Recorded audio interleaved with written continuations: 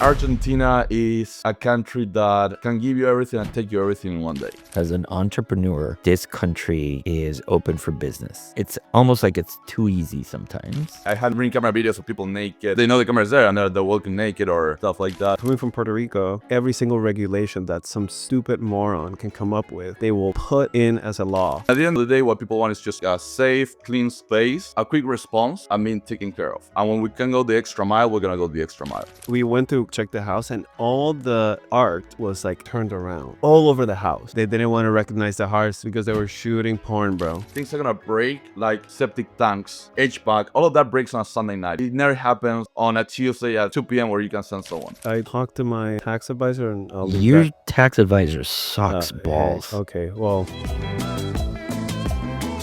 Two vascular surgeons walk into a bar and come out with a podcast.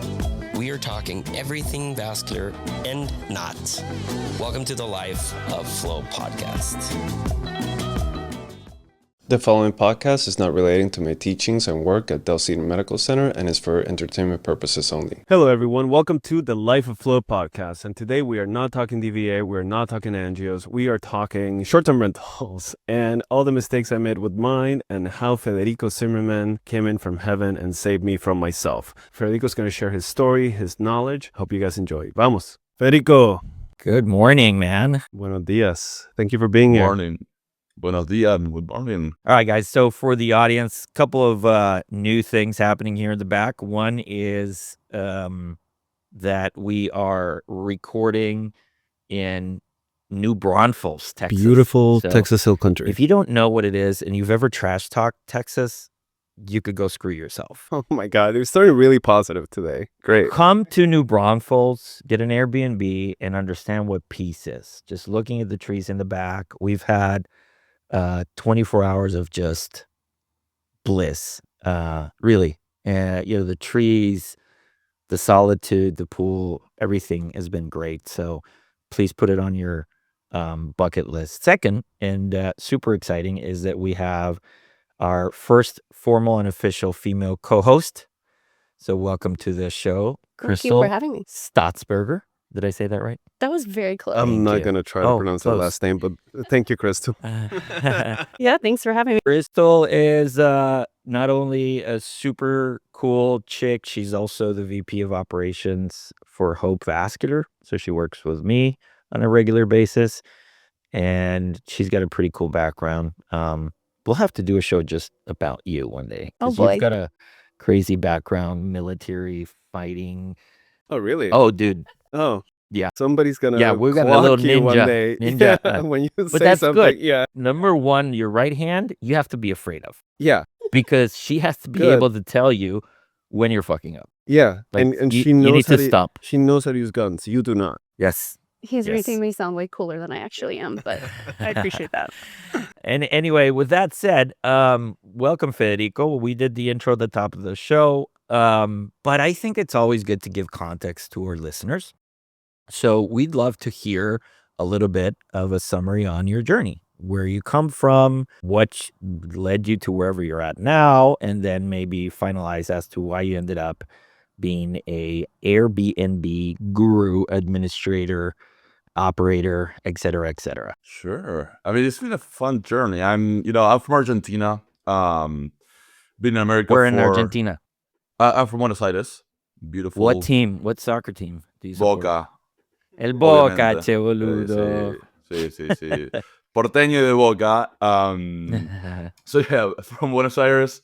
Man, it's been a crazy journey. So let's see. I finished high school, tried to start college, like political science, and then my dad lost everything, and we had to move to the middle of the country, to the middle of nowhere.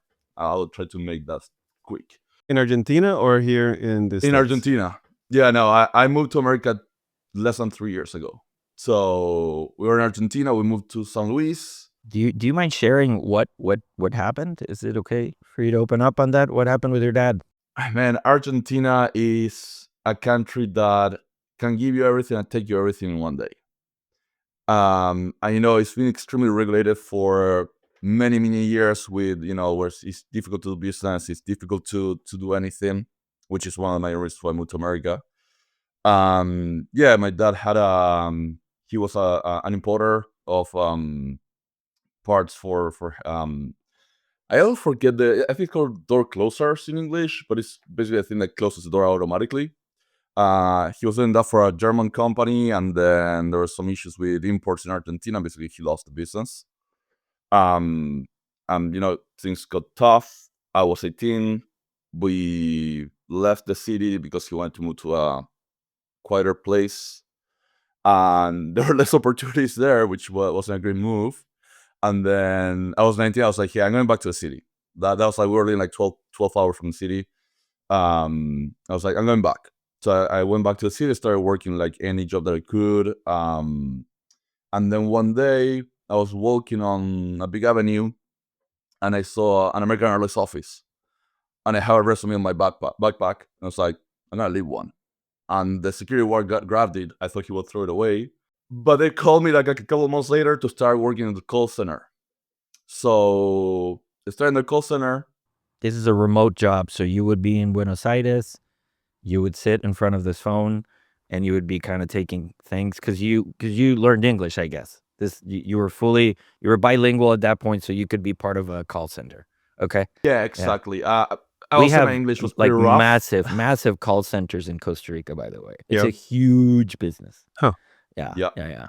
So Argentina wasn't a big call center country, will say, because of all the regulations to do business. But in Argentina, you have a lot of like skilled workforce that at that time was pretty affordable. But American Airlines had call centers in most of the countries where they used to fly, and then they left a few open. So it was an office of 100 people that you'll take most of like calls from Argentina and Latin America, and a few in English. And I started the call center. What I didn't know is that most of the people applying to work at American Airlines was because of the travel benefits. I had no idea about the travel benefits. My dream growing up was to one day visit New York. So right now I live 3 hours from New York. I was there yesterday, right? Which is wild for me. But my kind of like my computer background photo was a photo of Manhattan. I wanted to visit the US. It was like my dream. Why do you think that is?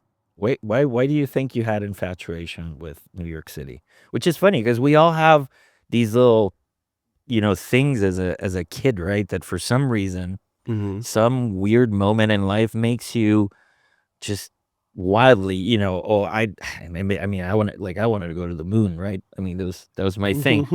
I'm still not giving up on that, by the way. I I told know. you, right? Yeah, we did. We did a brainstorming session where I said dreamstorming. that we are going to record in the moon and maybe And outer I space. told you that you will do it on your own. I'll be from Earth. Are you afraid of this, I don't know. of space? I don't know, man. I'll join you. I was about to say, would you go with Yeah. me? Okay, Absolutely. Faye? Okay. I don't know. How about Yeah. you? Are you gonna? To the moon? Well, like if Yeah, there's definitely. like if we could get on Elon Musk's whatever number. Have you noticed that 2000. Elon never gets in the rockets? He knows something. Have you noticed He that? does not know. Like he knows that they could die. Yeah. Elon never gets in the rockets. But I'll he I'll will. stay with Elon at headquarters. You can go up. Yeah, Anyway, I know with you. Anyway, No worries. so I'm sorry. So can you pinpoint why you had this New York thing? Yeah. Now I'll say, it's funny. When I was like little, probably 3, 4, I had an atlas map in my house. I love maps. You can see here I have a tattoo of the map here. Like I love maps. I love traveling. I love the world and cultures. And I had a map of the world that I would go page by page. I was little. I was drawing like I want to visit this country and weird places that I end up going, like Belarus, right, where they have no tourism. We went with my wife to Chernobyl, like back in the day. We went to weird places, but that's what I got into. We work with American, but New York was like movies, American culture. I always loved like American movies, TV shows, music, and it was like that place. Yeah, is New York incredible. is exciting in that sense. I think it's a So, staple. Yeah, it's a yeah. cool place. Yeah, it's a good place. Cool. All right, keep Yeah, going no, with the it story. was kind of like it's American dream, right? You think about New York, you think it's the capital of the Western world, and that was for me what New York represented. Yeah. So yeah, I mean, I studied in that job, and again, I had no idea about the travel benefits. So I needed a job, and yeah, they told me all the travel benefits, and literally, which is basically you can fly for free, you pay the taxes, and you can fly first class. So my legs started shaking. I kid you not, it was like, can't believe this. So Yeah, I started there in the call center 1 year after I got promoted to being a trainer for their international offices. So I got to travel for work. They were sending me to all their call centers, like in mostly Latin America, Peru, Brazil, going to Texas to headquarters, a lot of Mexico, and then taking me to India, Malaysia, Liverpool, different places that we started to open. That was really fun. And the cool thing is I had a lot of days off because of all the travel and the travel benefits. So in those 10 years I was at American, I've flown over 1,000,000 miles, visited over 60 countries. That was really cool. And I got to experience, here's the crazy part I was like to talk about. I got the travel benefits and to travel in first class, but I was broke because I was making, my wage was in Argentinian pesos, which was extremely devaluated. So I'll get off the plane in first class, surrounded by CEOs and executives and stuff like that, entrepreneurs and successful people, and I would go to the worst hostel with 16 people to sleep in a city, which was the one thing I could afford. Eating in McDonald's, and that was what I could do. But A it back was like that alley. crazy life. So it was pretty funny. But I did that for 10 years. I was doing pretty well at the company, and they wanted to bring me to headquarters. I wanted to come to headquarters. They opened a position. I applied, and it started to take some time. And I reached out to the manager, and it's like, "Hey, Tracy, what's going on? It's been a month. I haven't heard back." And she's like, "Hey, you don't have a college degree. We cannot sponsor your visa." And that shattered my dreams, because that was like kind of like what it was my goal, right? Yes, in Argentina, I didn't have a lot of like growing opportunities in the company. And around then, I started kind of like researching more about entrepreneurship and reading, Prove That Rich Dad and the classics. Faye, let me ask you this, because I feel that whenever you say, I'm going to start generating, I'm going to start creating, Rich Dad, Poor Dad is like on the top 10. Yeah. And Books. Think and Grow Rich too by I don't know what's that his I've name? read that one. Yeah, that's it. Think By Napoleon Hill. Yeah. and Grow Rich. Yeah. I'll have to add this. We'll make a list in the bio of your top 5 books to help you, jump into entrepreneurship. I'll give you the list. I have a few that I love. We'll put There's it a in guy called Mike McAllowich who wrote Profit First and the Pumpkin Plan.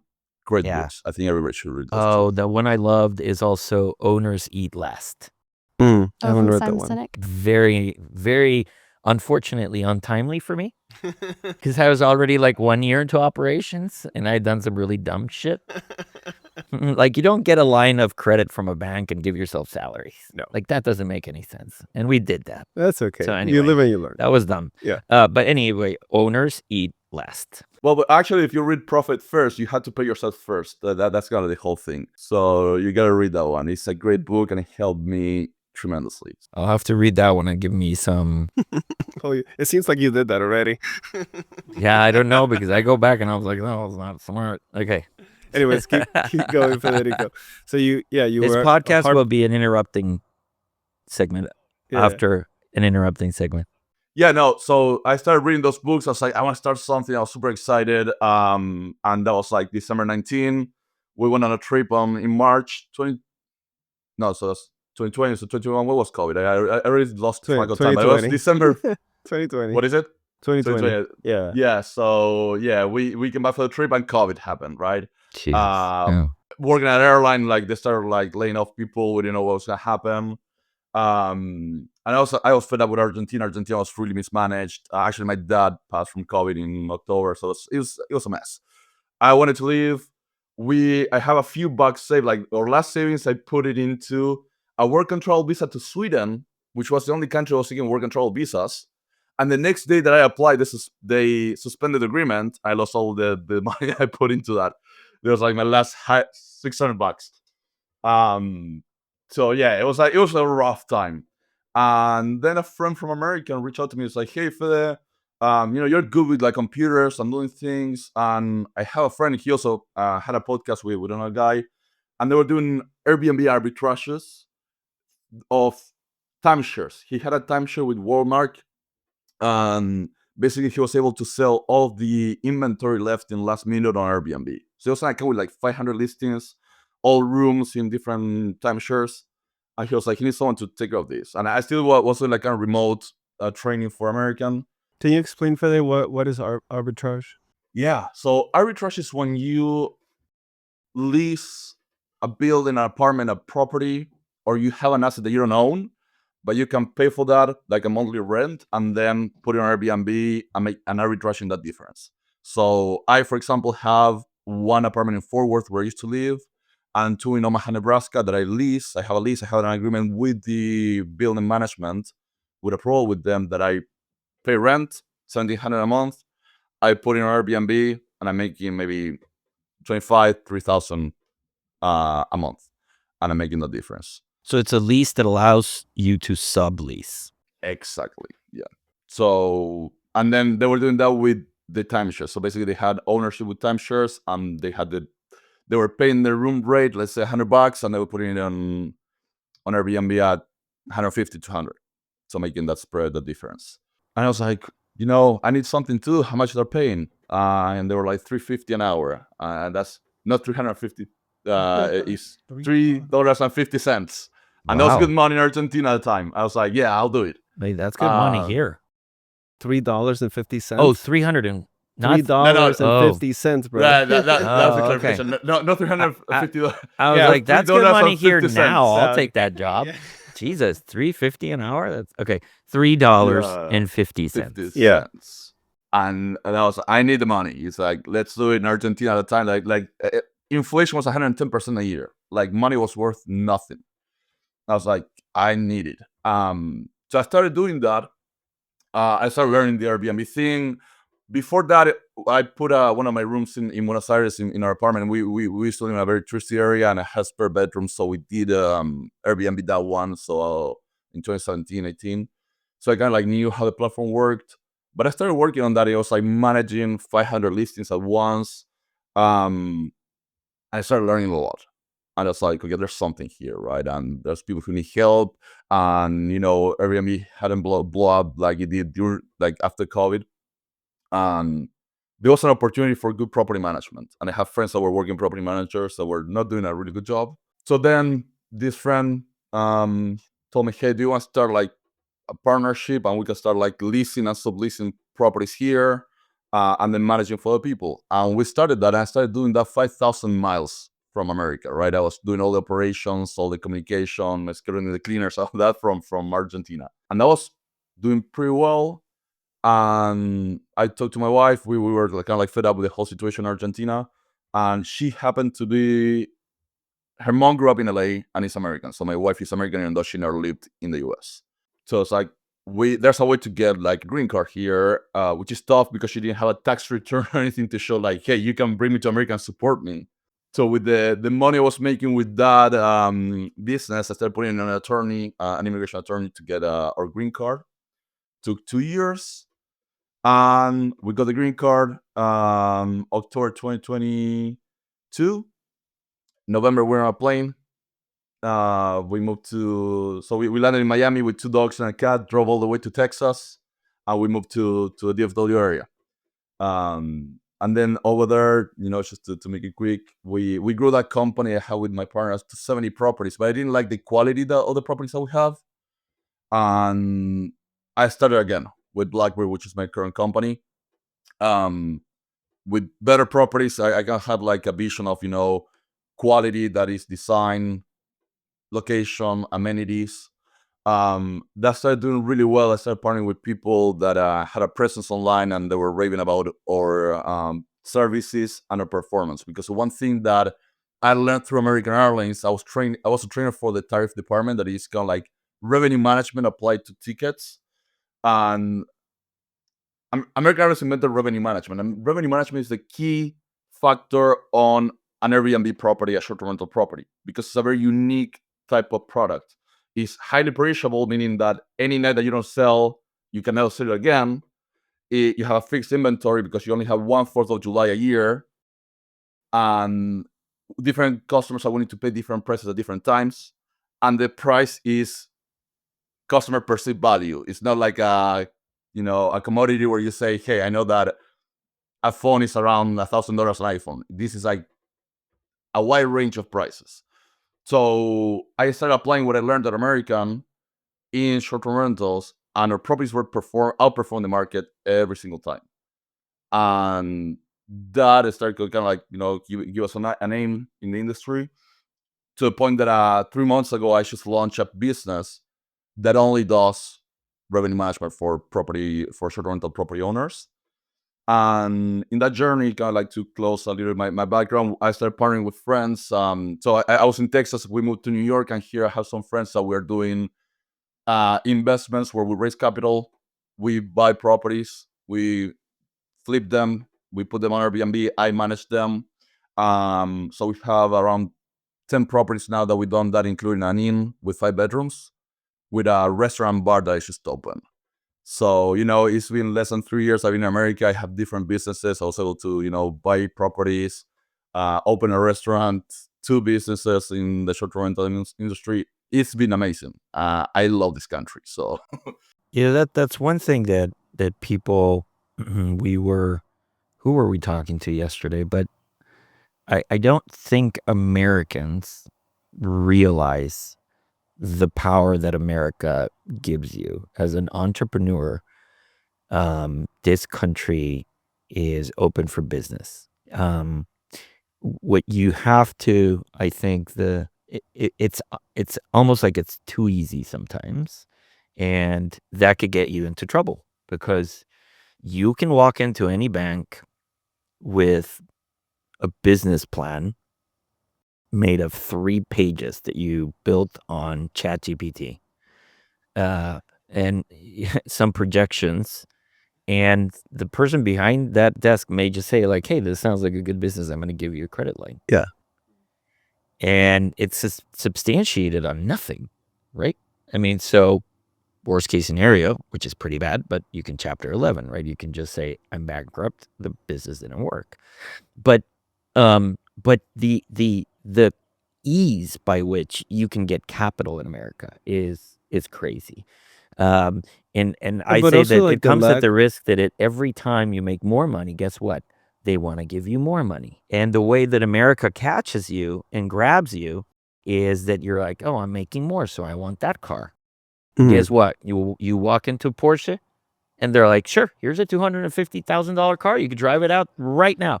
No questions asked," because it's America. No questions asked. Yeah. They don't care. They'll run your credit score, and that's it. And then, okay, there's this house. You started at 250. Now you're in a 700 and a $1.5 million house, because it just keeps growing. So you have to be very careful. That's, it's almost like you have to have an exit strategy. But I Like, you think can't stay here forever, or you're going to die here working. That's my perspective. I don't know, but I think that it is great where the difference in regulation, in how like society doesn't want to, like, has a healthy distance from staying out of your business, like, because coming from Puerto Rico, it's just like every single regulation that some stupid moron can come up with, they will put in as a law, and for I don't know what reason, but people don't see second and third order effects. And I don't think people here see second and third order effects, but there is a philosophy of get the fuck out of my way, and let me do my thing as an individual, which, for me is very similar to nature. Just like it's kind of the way nature works. Like, whoever's the smartest, Survival of the whoever's fittest. figures out something out, survives and thrives. So I think I really appreciate that. But anyways, let's talk about Airbnbs. I as America does, I had the opportunity to get I bought a house in the hill country in Austin, or Austin in What front of a year? lake. I got it in 2021. So it was free money time. Yeah. Like, we're talking about jumbo 30 years at 3%. Yeah. Some ridiculous shit some like ridiculous shit like that. Yep. Yeah. And then that. Free money. You can't get that anywhere in the world, Yeah. by the way. So I got the house, and then at the time we had a lease. Courtney had a lease still downtown, so we would say, "Oh, like, let's just Airbnb," and then it was like a lot of money. I was like, "Oh, you can rent this place out for." At that point, it was crazy. It's like $400 a night or something, and then we would just like, "Oh, let's rent it a weekend and go on vacation." So then, anyways, we moved into the house. I see another house up the street that I like more. And I was like, oh, I can just Airbnb this one because it makes money and just buy the other house. And turns out we weren't that bad, but it requires a lot of attention. Airbnb, just because the energy you put into a place is like, and it's great because you get people an amazing space. They create amazing memories and they leave you little note cards saying, hey, we're so grateful. We spent like our grandma's birthday here. She loved it. Or like our kids or something. So it's really, It makes me feel like a douchebag because fulfilling. I've never written a single letter to Yeah. any place. I would, if, yeah, a nice I'm gesture. sure you haven't. I'm sure you have Have not. you written a note to any Airbnb owner? I have not. You fucker. I read really good reviews. Loved your place. I want to leave Yeah. the gays a note. They've got this place impeccable, It's beautiful, and it's impeccable. amazing. So they're getting I'm going to write a note. 5-star Thank you. review. Yeah. Anyways, but you know, life gets lives and then it gets busy and then we try to offload it on our own and we suck at it. We really suck. So Federico comes in and saves the day. But walk me maybe so that it gives some more context. Like, Yeah. tell me the 3 biggest pain points that you guys were having. Laundry. So the turnaround because you have to, it's like But don't you just get a group inventory of manage- maids and pay them and done? Yeah, but it's inventory management. You have to manage that they have all the supplies. You have to do quality control because obviously, you know, Like if a towel is damaged, you have to replace it. That they sort have of to stuff. look at every single towel, make sure there's perfect. They have to, not leave things around. They have to. So it care. has They to be have to care. a specific crew that understands that they're there to clean, but to also and they have analyze to care. and Like give whoever back some manages feedback. them has to care, Gotcha. and they have to go through. And it doesn't happen that often. Got it. So then we would have to like, clients were upset, then we would have to deal with that, and it was just like it was a constant issue in the back of my mind. So maintenance and care overall. And anything care. else? Another And then dealing with the client itself sounds horrible. it could be horrible. Yeah. Horrible. I'm gonna. Don't I might- don't even. Don't I even, know like- where you're going. Okay. Stop. There's a certain Yes. population that. Oh, boy. And he said it. people from the Midwest. Stop. Sorry. They like to complain. People from the Midwest for some reason. I don't know. I've never been to the Midwest. Okay, that was but- actually very politically correct. Thank you. no, that is true. Like, Okay.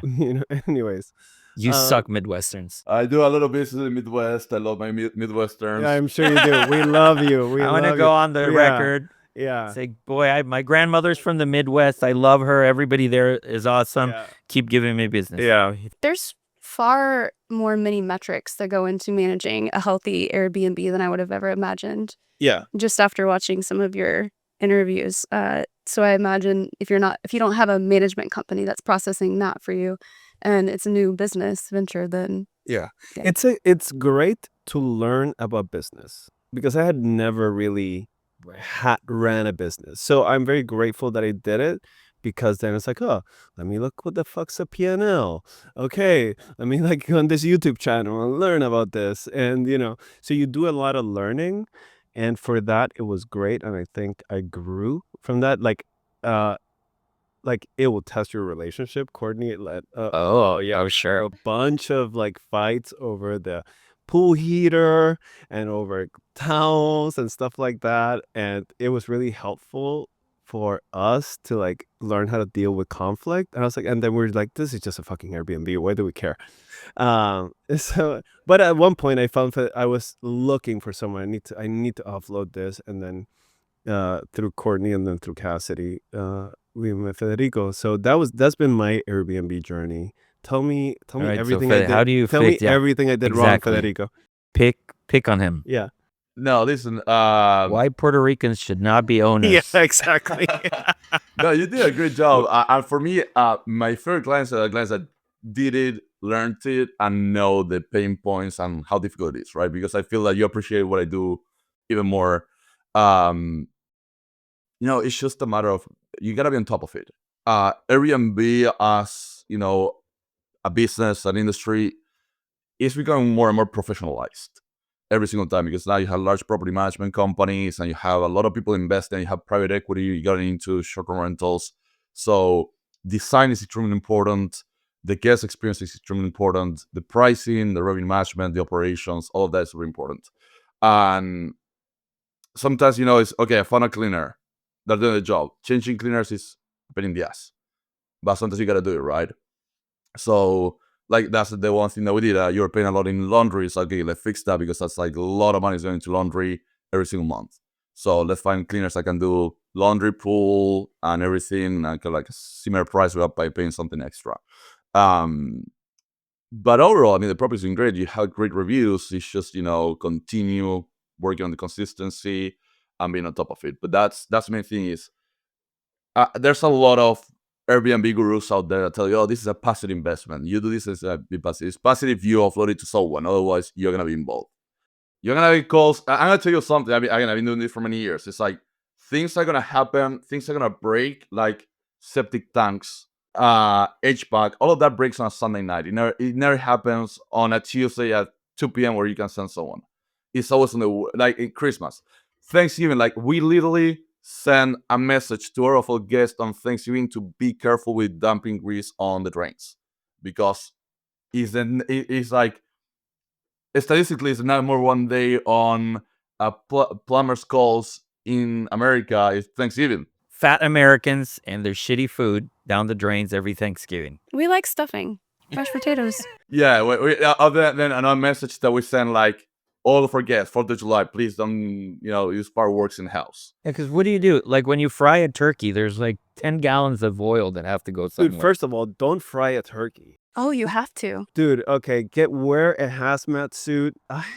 I went to you could go down a rabbit hole on YouTube with videos of accidents. I went to one of my OR tech's house he invited a super cool guy, Oscar. Shout out to Oscar.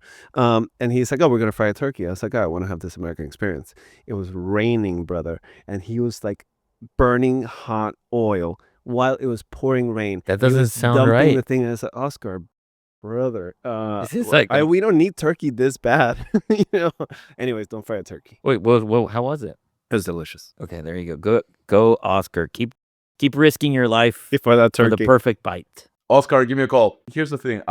So we have cameras in every property right outside, which is legal to have cameras outside the perimeter of the house, not inside. That's very important.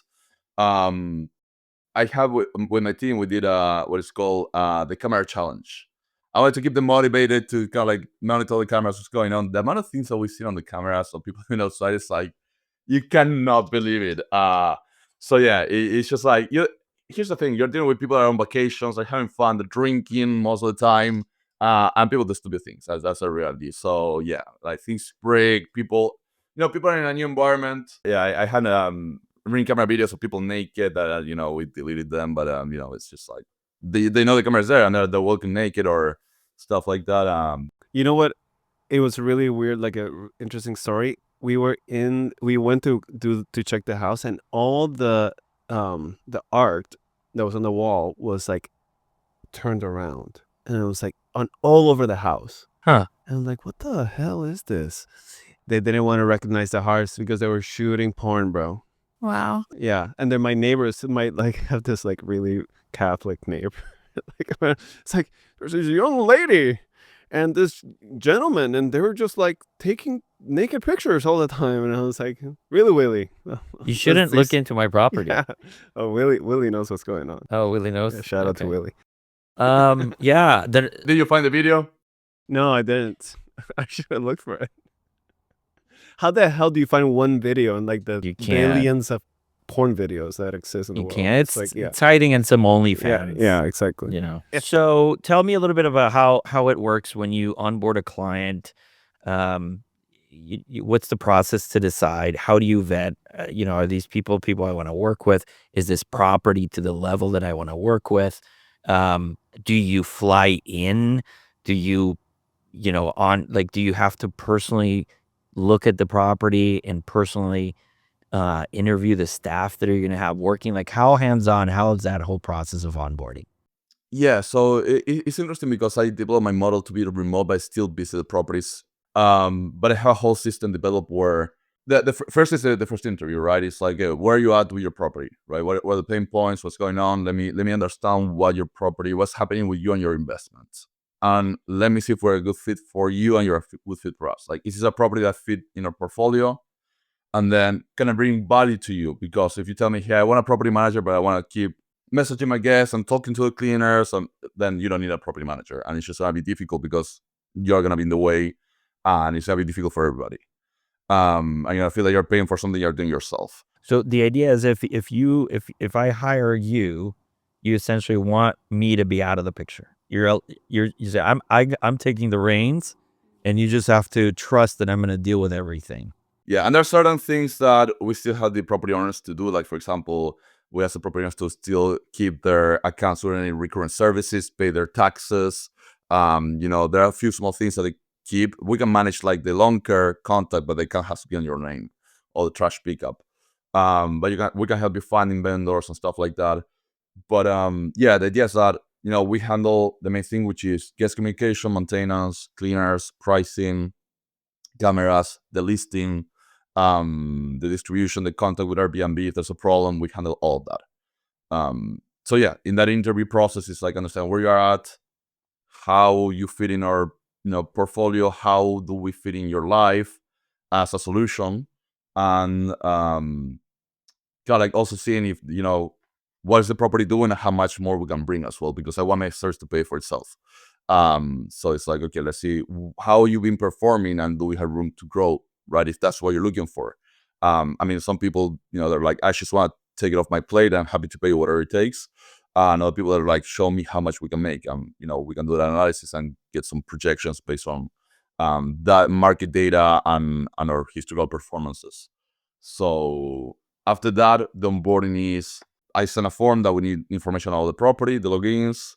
And then if you have cleaners, we work with the cleaners already that you have to see if they fit in the way that we work, because we have a lot of systems. We have an app that they have to use to receive the schedules, where automatically when we have a booking, they get a notification. If it cancels, they get a notification. They go to clean, they have to take photos that we require every single time. So if the cleaners are like, no, we don't take photos, or no, I don't want to use that app, it's like, okay, I'm going to find a new cleaner. And then, so in Austin, for example, we have a clean company that is a friend of mine. She's also an operator, so I trust her, and she's really great to work with. So that was a great fit. So yeah, once we had the login and everything, we plug our systems, so we start working on the guest communication. We change kind of like automated messages, check-in process, where we send a form that guests had to go through a verification process, sign a rental agreement. We installed a new lock that we use in every property, so we changed the lock. So we also using a physical key, and we put a smart lock that basically has a unique code for every guest that it creates automatically through our system. So you make a reservation, and with the last 4 phone numbers of your phone, it creates a unique code for the duration of your stay, and that's extra safety. We can also open remotely. We can check the battery levels of the lock. We install the cameras. So we started doing all that process to bring the property to an operational standard that we like to have to make things easier. So, Federico, is it still a good business I guess what price, or like at what price do you get to buy a property? So you, how much do you put down and to have the right delta for profit? And so what's the profit margin? Is it still there? Is it still a good investment? Because property prices are pretty high. So I feel like to make it profitable, you have to put a lot of money down. And I'm just not sure if that money's better spent in some other type of investment. So if somebody's looking and hearing about this, hey, I want to try an Airbnb, what are they looking at the time of buying a property, and can they get any consultation around that time to make sure that they buy the right property? I love that question, and I want to dive a little deeper into different things, because we are talking about profit margin, which is extremely important. And to do a quick answer is you want to look at a 15% cash on cash return. That's like a good property, a good investment. And as I mentioned before, like since Airbnb is getting more professionalized, you need to invest in amenities, quality, location. So it's becoming a little bit harder to find those properties. So you need to put more money not only into the down payment on your mortgage, but also into putting the hot tub, getting a property, maybe a lakefront property in location. So you want to invest on that, right?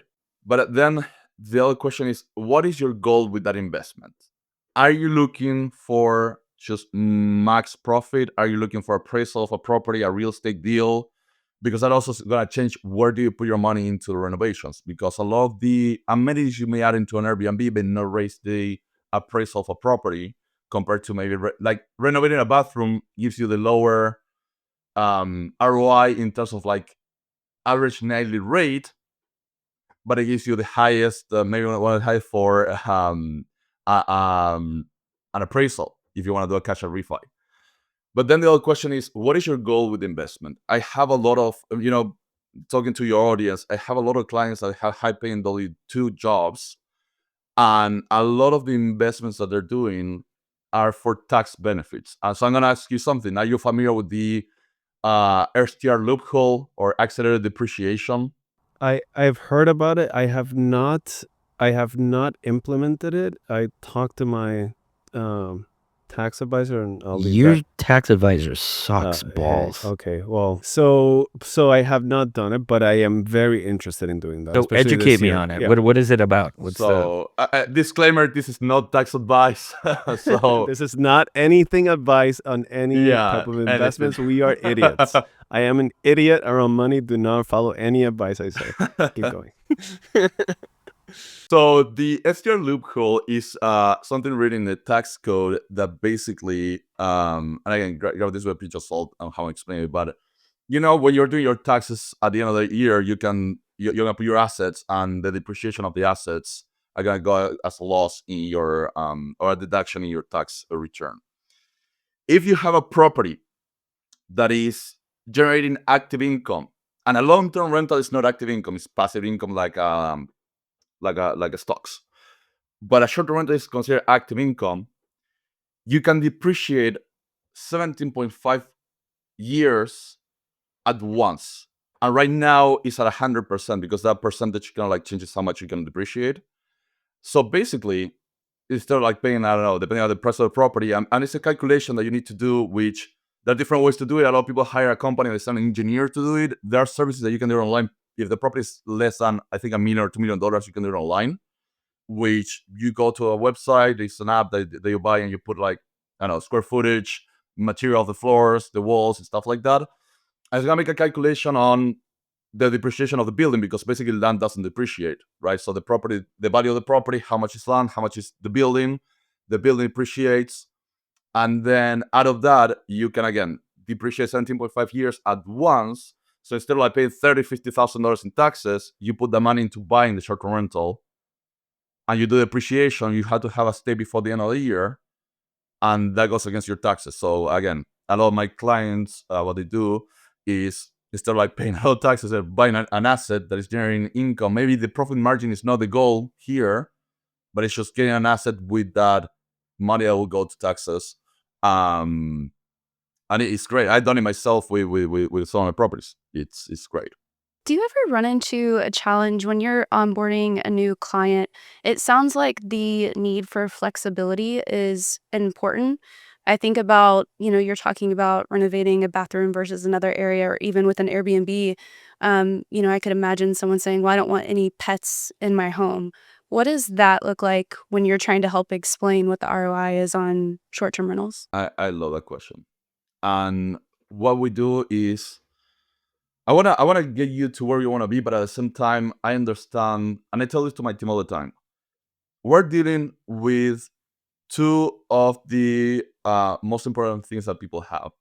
I know I like this because I always make this joke. It's like, we're not surgeons, we're not dealing with people's lives, but we're dealing with one of the biggest investments that people are making, which is buying a property. So unless you're buying a private jet, normally a property is one of the most expensive things that you buy.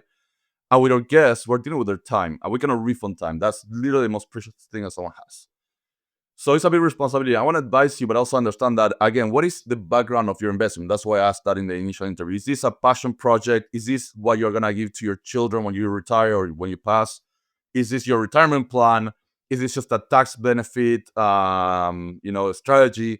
What is behind this? How much you care about the property? Was this your grandma's property? Or is this a property that you've never been at? Like, how clients are never into the properties? They just bought it with someone, invested, and then gave it to me.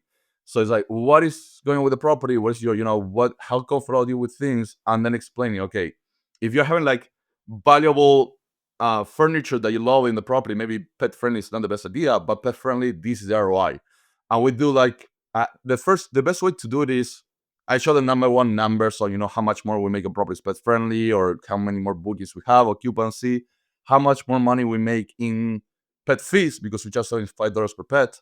But also I do a little practice, which is going to Airbnb, put random dates, and you go search, let's say Austin, right? And we search for weekend in October, and I have 1,000 properties. And then I say, okay, let's go and filter with the amenities on Airbnb. How many properties do we have that are available and have a hot tub? And from 1,000 properties, go down to 100 properties. Okay, so you're gonna be 10% of the market.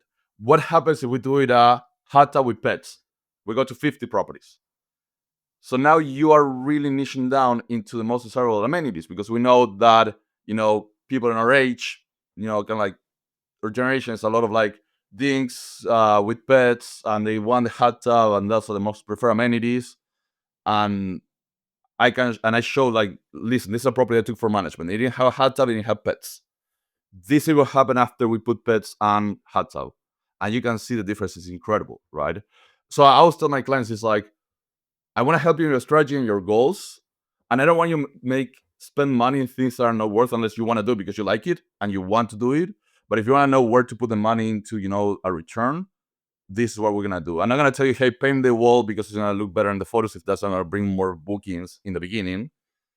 Because I want to focus on that. It's like, what's going to bring you the most bookings, more profit margin. So going back to the question, says we have a lot of people here that listen, hopefully a lot. I don't know if a lot, but hopefully some people that have a high W2. So can you go over, okay, like why is in your situation for your particular tax benefit, Airbnb a good investment, or it could be an investment, it could be something you think about? And then, yeah, like how do you look at structuring that loan? How do you look at property taxes so that it all makes sense? Because Can I add something to that Yeah. question? Because I'm going through this now, which is, we're looking at considering buying a home. Right now I'm renting, so the property where we lived before is now being rented, long-term rental. And when I come to the bank to talk about my risk profile, they calculate how many, lines of credit there is, how many mortgages there is, and how much of that is risk. So actually a home that is rented long-term doesn't become a problem because it's not a liability. it's paying that mortgage. And so when they do the risk, they say, okay, well, that doesn't account negatively for you. So also, would that be a benefit that you get? I don't think so. But so is it going to create a risk asset that's not compensated in when you do the bank adjustments? Like is it a liability or is it an asset if it's a short-term rental? I guess your question. That'll be an asset, but it has a little higher risk. So there are specific loans that are called DSCR loans, that are specific for short-term rentals. I don't know if only short-term rentals, but that's what you can use for short-term rentals, are loans based not on your income, but in the potential of the property to generate revenue. And they use different tools like RDNA to calculate how much the property could make based on the market projections. But of course, when the property is an investment property, you're going to pay a higher down payment and a higher interest rate, right? Because that's where the risk come into place. And I want to say something. Skyler and Maddie, my partners in New York, they have the social media. They are all about buying, and they explain that a lot. The Carwells and Sarah and Emily and Cassidy also as well. They all talk. Cassidy Warren. They'll talk about this a lot as well. So great resources to follow. What I will say when you're looking into the investment is, you have the tax benefit with the depreciation. Definitely talk to your CPA and see if it's something that will fit. And you can kind of like talk. Your CPA can tell you, okay, this is the value they're looking into to offset this tax liability. So normally I talk to my CPA and he tells us like, okay, you're looking to buying a property maybe 250, 300,000 at least. to offset your tax liability for this year. The higher your tax liability, the higher property you want, more expensive property you want to buy. Then you go through the loan process, right? Loan process will be, okay, there are a lot of lenders out there that do credit finance, different type of financing. Banks normally just stick with the regular things. So you may need to go through a lending company that is familiar with working with short-term rental and different investments. We do hard money as well, which I want to do hard money unless you're doing like a flip. But again, the DSCR loans are very common loans for this type of properties because you're gonna do a first homeowner like an FHA loan, right? Because that'll be mortgage fraud if you are saying, okay, this is my first home and then I put it on Airbnb. So you're gonna pay. You gotta consider you're gonna pay around 10 to 20% on down payment. A higher interest rate. Normally, right now they're around 8 point something. So it's not gonna be 6 or 7 like a primary home. And then you need to understand location in terms of like regulations. This is extremely important because I see a lot of people making mistakes on this. I need to understand that regulations work in different levels because you're gonna start with a state level. Normally there's no regulations, but you're gonna have county level, city level, or township depending on your location, and then you're gonna have HOAs as well. If you buy on an HOA, maybe your bylaws don't let you have do short rentals. And I've seen people saying, "Oh, I checked my city. I need to do a permit, and I check my my neighborhood, my zoning. Sometimes it's based on zoning." And then they get into an HOA, and HOA bylaws is like, "Yeah, hey, you cannot do short rentals." So you check your area of investment, and you need to see what's happening with that market as well. And in the beginning, a lot of people look into where everybody's investing: Scottsdale, the Poconos, Joshua Tree, and those are saturated markets. And it's really hard to make it because there's something that I love. Are you familiar with survivorship bias? So survivorship bias is a bias that is basically looking at a data but not looking at what didn't pass a filter. And it comes from World War II, where the Allies were bombing the Axis, and when the planes were coming back to England, to UK, they were looking at the bullet holes on the planes and saying, "Oh, we need to reinforce where they're getting the bullet holes, right, like the wings." And then an engineer said, "No, actually, if they're getting the bullet holes there and they're coming back, they can survive. We need to look into whether they're not getting hit because the ones that are not coming back are getting hit there, like the engine." And that is a bias that we tend to do, especially with investment, which is I'm not looking into the data that didn't pass a filter. So you're looking at a market, you're looking at these great properties making a lot of money. You're not looking at all the properties that are not making money or didn't survive being live on Airbnb, had to be shut down because they're not making money, right? So that's a big mistake that I see people making on Airbnb that are going to this market just because I feel probably making a lot of money. Are you working with international properties or are you only managing US-based properties? I do US based. I have one property in Ontario, my apartment in Buenos Aires, and a house from my client-in-law in southern Spain. And so do you change your management fees based on the location of the property? No, we keep it the same. Does it vary between clients, or is that something you would share, or is that something that you discuss once you enter an agreement? No, we charge. So we start at 22%, and then if it's a market where we have presence, we may adjust to 20. But if it's a new market, we normally start 22%. And then if you have a really large portfolio, of course, I can work something out. And then the other thing I have is my revenue management service, which is a flat fee. It starts at $320 a month, and then if you have more properties, it's cheaper. Which is only the revenue management part of it. So that's kind of like my structure, and then we have an onboarding fee. But that's what I'm trying to do right now with short rental full management is kind of like focusing on specific markets right now to grow and have a more leverage in terms of like vendors, cleaners, and resources. Of course, yeah. Because I guess it's smarter to say I want to have 20 properties that I can service with the same crew, that having 20 properties scattered around the map where I need to have 20 different crews Correct. to work with, right? That's the idea. Okay. Correct. You're not a priority. So let's say that you have a cleaning company that you work. You're one more client. You're not a priority, and I had to adapt to their way of working instead of them adapting to my way of working. If Understood. if they're sourcing 5-10 properties of mine, they gotta do what I said, right? Yeah. Leveraging yourself into that makes absolute sense. So it seems to me like, for example, in Costa Rica, I was mentioning that we bought a condo that's being built, so we got in at a really good price. It's already like the people that got in with me already, some of them have sold Okay. at a premium. Um, and I'm like, they asked me, "Do you want to put it on?" And I was like, I don't feel like I want to like actually make it into a short term. That was my plan, right? And it's in Jaco, which is the easiest beach from Costa Rica. It's well developed. It's 40 minutes from the airport. A few good beaches to surf.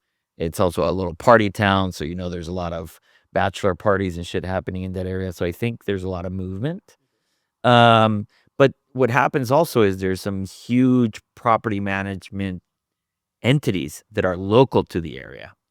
Now I don't know necessarily what the reputation is, but I think it would be hard, to your point before, if I'm like, oh, I like Fede a lot, and he looks like a decent guy, I would want to work with him, but he's gonna have one client in an area where there's limited resources. Am I better suited to just go with a local guy that probably has more, to your point, leverage, and that's potentially going to add a better service?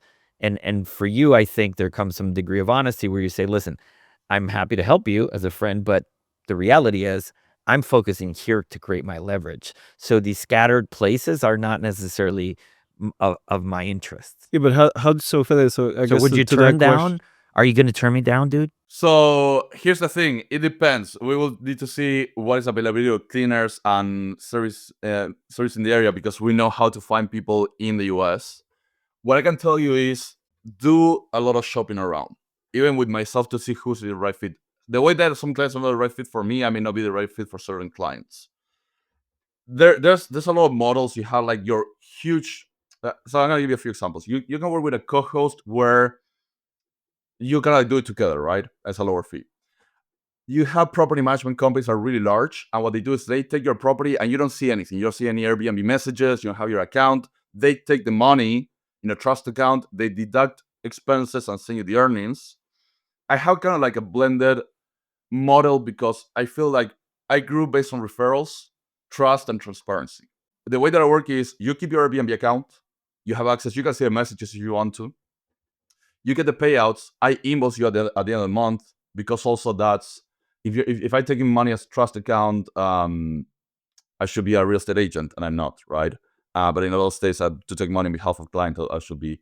So a lot of people doing property management are doing that. I shouldn't if they're not agents, or in some places you have to be a broker. But when you do your shopping around, you need to understand, okay, maybe the large property, because they have control of the market, they're complacent and they are not trying to do a better job because they know, okay, I have a lot of clients. And it's just like, I'm not saying that that's what's going to happen with those companies, but it does, I see it happening. You have the Bacasas and the Evolve companies, which they charge a lower fee, but they make you do all the guest communication once you check in. They make you work with the cleaners, and they work out of volume. So they don't care how many bookings you have or how much are you charging. It's just like they work out of volume. So it really depends on what is the right fit for you, what are your priorities, and what that company is offering you. And definitely ask a lot of questions, interview a bunch of them, and look at the reviews. What would be, give me the 5 questions you say you have to do this when you're vetting, or top 3 questions that you need to do as you vet a property manager for Airbnb, because that's where I'm going to be here happening in probably a 6 months period. I'm going to have to go and do this work, and some questions that can help me. Yeah, I will say number 1, what is the scope of responsibilities of the owner versus the property management company? Number 2, what are your reviews on Airbnb? Number 3 is, how do you handle all of the expenses? Because, for example, as I mentioned, my transparency is like, what I like. Look, as you're paying the cleaners, you're gonna see the receipt. I'm not marking up your cleaning fee, right? I'm not making money out of that. Or as a handyman, same thing. Some property management companies may do that. Maybe it's in their agreement that they charge whatever they want, but look into how they're handling that to make sure they're not overpaying for things. And the other thing is, like, show me the performance of your properties. How much do your properties make compared to the competition, right? To kind of like show you that they're at least a market level or above. Do you think how many properties they handle as a is an important question. Like if somebody says I handle 50, I'm like, I don't know. Maybe the sweet spot's 15, right? Like, is that a number that makes sense to I you? manage 84, and I'm gonna tell you something. 70% of our properties are get ferried. That's huge. I'm actually on Monday. I'm flying. Yeah, in 2 days, I'm flying to Airbnb headquarters. They're doing their first summit with property managers ever. 200 people invited. I'm going there, and from those 200, they invited me to be one of the 3 speakers to talk to their finance team, and they wanted like a blend of different type of property managers with great quality. And my market manager was like, 70% of your properties are get ferried. That's huge. So even though we're not in the other properties, we still maintain a high quality level. Where again, that's a huge number. 70% of the 84 properties get ferried. Get ferried is a badge that they give you on Airbnb on top of Superhost. So a lot of people are familiar with Superhost, which is if you keep like certain rate KPIs like 4.8 points in reviews and low cancellation and number of nights sold a month, you get Superhost. That got like lost value because everybody was Superhost. So now they added the Get Fair, which is like the best properties on Airbnb. And on top of that, they have something as if you're in the top 1, 5, or 10% of the whole Airbnb network. And we have a few properties that are top 1, 5, and 10%. So that speaks our quality, right? And again, I may not be going physically to a property every single time to inspect, but we have the systems, the processes, and then the customer service. Because I'm very passionate about talking the investment, talking about revenue management, making profit. But the reason why I got into this, and I never want to lose focus, is the guest experience, is the hospitality. Because we're building. We talked about this in the beginning with the note. We're making people build memories, helping people build memories. People are trusting us with their time. I had the most amazing experiences with people leaving me reviews and notes, and because we went above and beyond. And at the end of the day, what people want is just like a safe, clean space, a quick response, taken care of. And when we can go the extra mile, we're gonna go the extra mile. Well, Fede, listen, we asked for an hour. It's been a little bit more. You've been very gracious. This has been amazing, super educational, timely for me. And well, by the way, I'm taking some of these loan offers now that I'm knee deep with the banks. I'm going to ask the banker, do they have some options for invest in properties and stuff like that. So anyway, I appreciate your time, and that's been great. Thank you very much for all your help. Yeah, Fede, thank you so much. Thank you for saving my Airbnb. And we'll see. I'm sure we'll have you again. Yeah, no, it will All be right, my brother. pleasure. Thank you so much, guys. And I know lenders, I know CPA, I know everybody that you need to have in your back pocket for short-term rentals. So send me a message. I'll connect you with I'm gonna be anyone. texting you, Fede. Yeah. Absolutely. Okay. I'll reach out, Federico. All right. Yeah. Pura vida. All right, brother. Thank you very much. Thank you, guys.